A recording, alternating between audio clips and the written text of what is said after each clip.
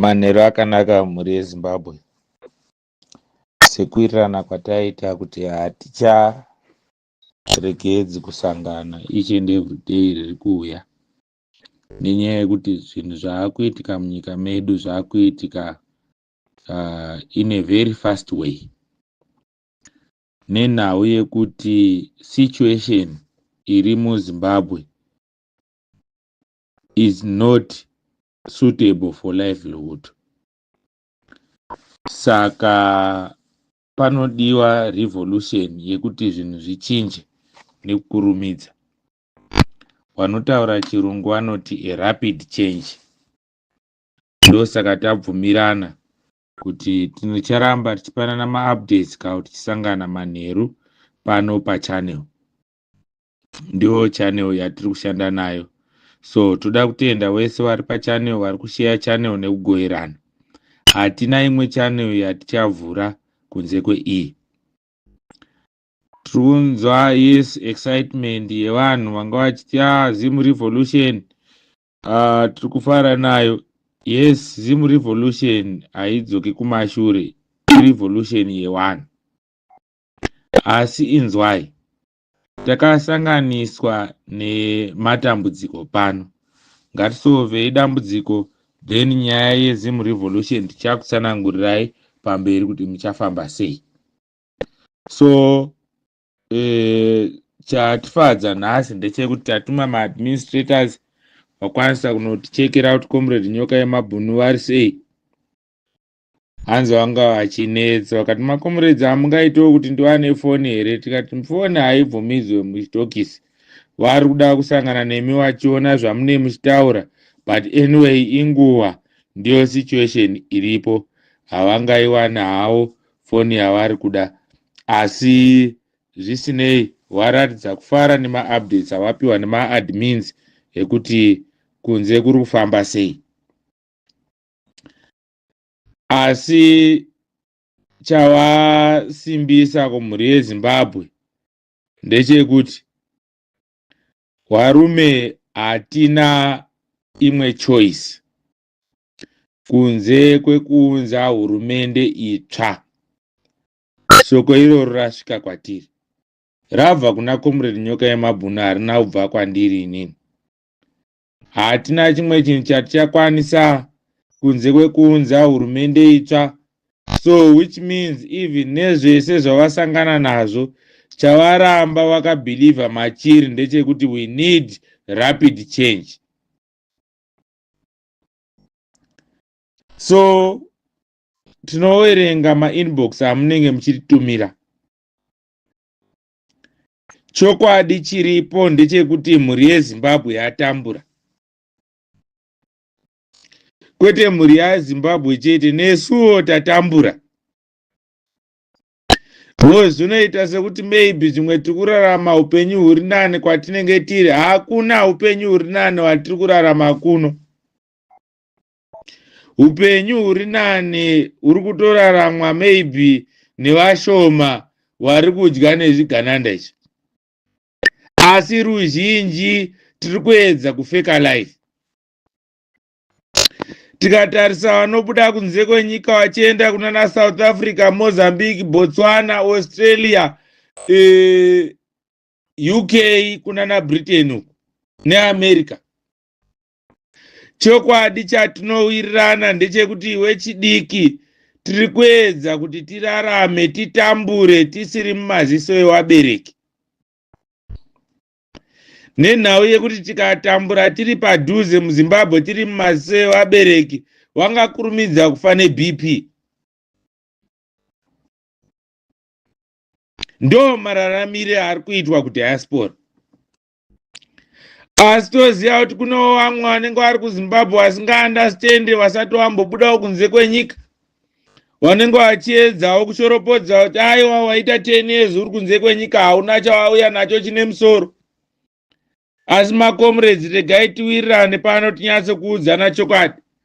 Kunze kwenyika vanhu tiri kuedza kurarama kuti tichitambura tisiri mumaziso evabereki. Nenhau yekuti tikanyanya kuratidza kutambura kwedu tiri mumaziso kwevabereki, vabereki vese vanopera neBP. Zvese zvakorokonzerwa nehurumende yaMnangagwa. Ndosaka ruzhinji rweZimbabwe rwakazoti aiwa wakomana ngatibatanei tiende nerevolution. Ndosaka tiri muno muchingungundengu. Saka tiri kuti muchingungundengu nechiNdebele siyabesiti ihlohloloza. Ihlohloloza isitimela lesingena umuntu wonke. Asibuzi ukuthi wena uyakubi but siyafika mawufikile endaweni yakho yasala. But sinama-trucks amanengi siyahamba 1 day a week. Chitima ichocho chemunhu wese. Ndo chatiri chiri kunzi chohloloza. Chiri kunzi nemango macomrades inonzi chingungundengu kana kuti moto eniniva. Panguva yatasvika hapana kumira zvakanaka. Tatumira vanhu kuti vaende kunotarisira kuti kuchikoro chatataura makuseni chiya chekuBereshnaf chii chaizvo chiri kutora nzvimbo. Wauya wakatipa feedback zvikanzwe chokwadi hanzi vana vadzingwa ende vadzingirwa ivo ma26 cents kana kuti 6 rand mari yesports gala yamai Mnangagwa. Tikati wakomana ndozvikananda zvatiri kutaura mazuva ese vana mai Mnangagwa avo vari kutaura ma-millions and millions ema-US dollars but mwana ashaya 26 cents nenyaya yekuti zvinhu zvaoma munyika adzingwa kuchikoro. Ivo vake Mnangagwa nemhuri yake hawana kumbowana mukana wekudzingwa kuchikoro. Mukaona hurumende yatungamirwa nemunhu asisina kukwana, pobva paita wakamutenderedza vanenge vachiti pamberi nazvo, tinenge taita dambudziko. Hapachadiwi election kuti tikwanise kubvisa hurumende iyoyo tidzosere hurumende kwana. Benzi harisekererwi. Ukarisekerera kurwizi pakugeza rotiza nesipo. Ukarisekerera parufu rotiza nechitunha. Ndo situation yatamira nayo muZimbabwe. Kuti taane vanhu vaunganira mupengo. Zviri kutaurwa wana comrade Geza wakauya wakataura wakati no, wana comrade Saro hausi mupengo, pachirungu inonzi vascular dementia. Tikati hatina kuzoenda mberi nechikoro, hatina kunga tachiziva chirungu, but ndiyoyo vascular dementia iyoyo, but inowirirana here nerevolution. Zvikanzi inowirirana nerevolution. Ndosaka tati mhuri yeZimbabwe ngatibatanei in this revolution tikwanise kuenda kumberi. Kuno vamwe vanobvunza kuti revolution munoiita sei? Because kuno kwamutoko hatina kunga takambonzwa nezvayo. Tati kudzei revolution haisi yegurumwandira. Gurumwandira ruzhinji rwevanhu basa renyu kuteerera signal nekuita make sure kuti makachengeteka kunzvimbo dzamuri.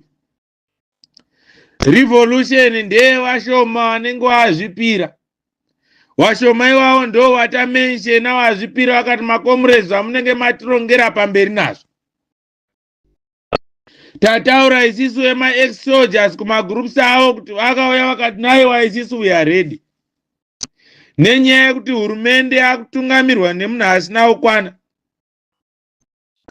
Otenderedzwa nevanhu vakakwana wasiri kuda kungobvuma chete kuti situation iri panzvimbo haina kumira zvakanaka.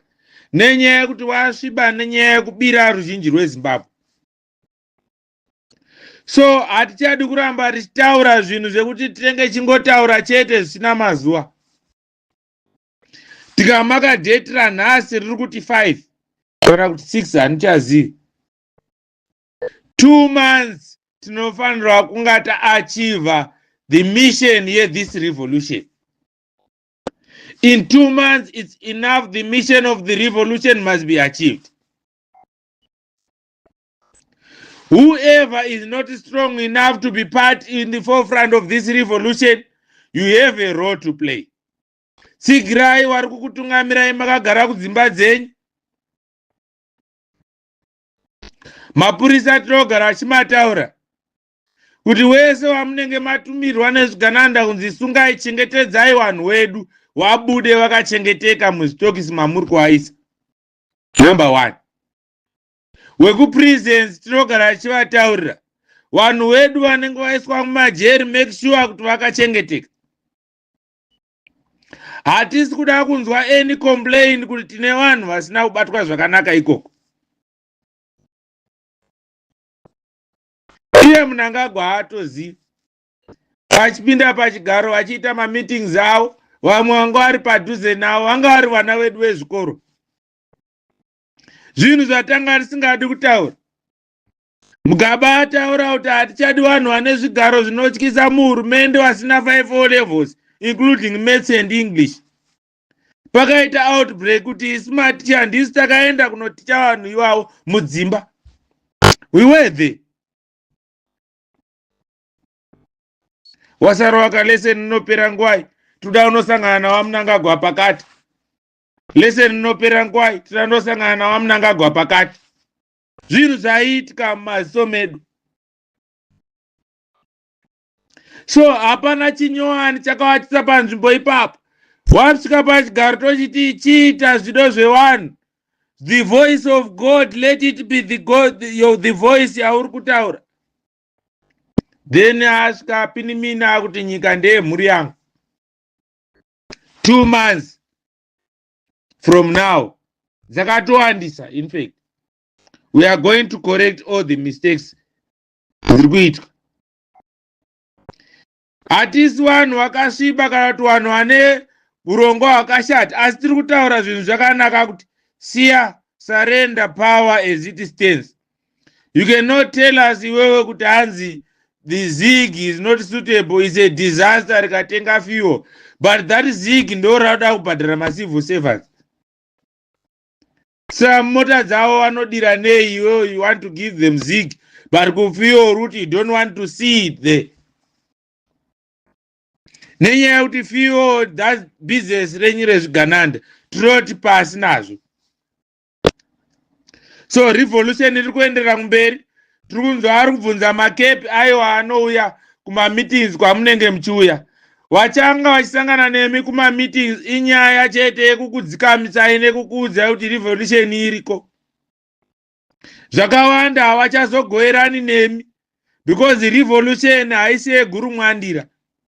Asi each and every province tichaisa vanhu ikoko vachakutsanangurai kuti muzive zviri kuitika paground. Nenyaya yekuti it's part of nzira dzemasoja, taurai zvinetsika kuruzhinji rwevanhu kuti mass inzwisise zvakanakira this revolution. Vana gogo tinokutendai muri kuswera muchitaura nesu. Upenyu hukurarama wana nevazukuru. Havasi wenyu mega neruzhinji rwese rweZimbabwe tiri kuwana the same messages. Kuzvikoro vana vari kuenda but there are no opportunities. Mwana anoita first degree, anoita masters, basa hapana.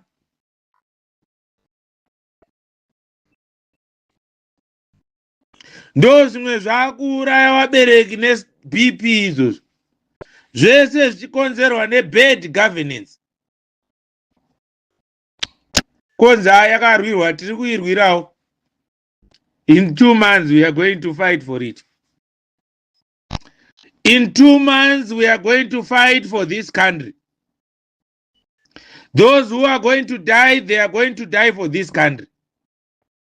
The reason why Comrade Geza vakauya vachitraya kukumentionerai kuti zvigananda ndezvizvi nezvizvi, inyaya yekuti as it stands, this is now a civil problem. It's Zimbabweans versus Zimbabweans. Yasiyana nenguva yaSmith kuti it was whites versus the blacks. Saka nyaya yanga iripo ndeyekuti you were supposed to know the enemies of the people. So in the next 2 months, we must make sure that everyone, we must deal with the enemies of the people who were mentioned by Geza first there.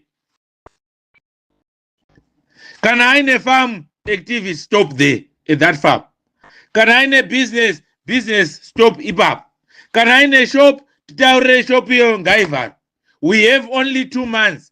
Because hatichakwanisi kuenda ku 3rd month because vana vatambura mhuri yese yeZimbabwe haichakwanisi kuenda 3 months at this status of life yataanayo.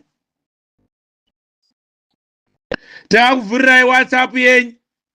Zvigananda zvakataurwa naGeza izvozvo, don't add more. Titaurirei what they are owning, then our people will be dealing on that. Tapedza nazvo, pusati matombopedza nazvo, genuine change in Zimbabwe will be available. This is what we are calling Zim revolution. Vanofungidzira tauya pano kuzotamba. The message which we speak is not the message from our own mouth. This is the message from the stakeholders of Zimbabwe.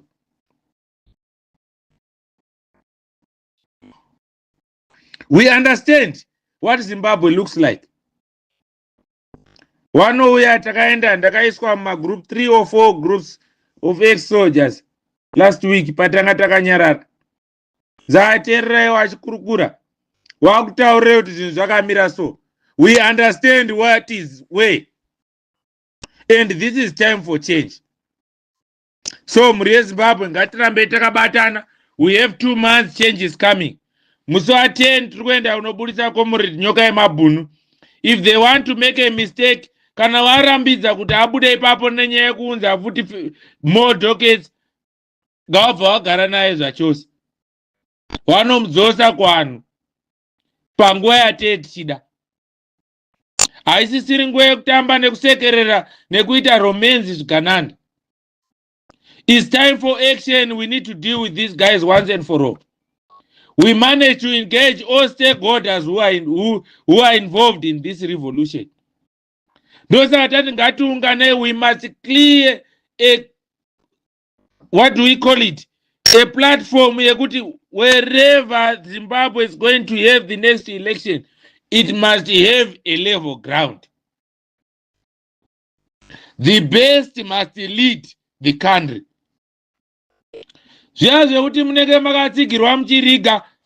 We are saying 2 months is going to stop. That's the maximum. Toda kutenda mhuri yeZimbabwe. Tiri kusangana futi makuseni. Tiri kuziva kuti ma-messages acharamba achipinda kuinbox. Tiri kupai ma-updates yezviri kuitika each and every corner muZimbabwe. So pamberi nerevolution, garai muri ikoko kuma-revolution, tichakutumirai administration, especially kana tichitaura newekuZim revolution, tichakutumirai administration. Ichanga ichikusangana nemi each and every province. But it's not recruiting you, iri kungokuzivisai kwatiri kubva nekwatiri kuenda. Revolution haisi yegurumwandira. Gurumwandira ndeye kungosimbisa chere nekuteerera kuri kuenda mhepo. Washoma iwawo wazvipira ndo wachaita basa rekusunungura Zimbabwe. Tinokutendai makomrades ari kuzvipira. Ngatibatanei tisunungure nyika yedu. Mnangagwa is now even worse than Smith, and we cannot have 2 more months in this. Tokutendai murare zvakanaka, ngatisangane mangwana kuseni.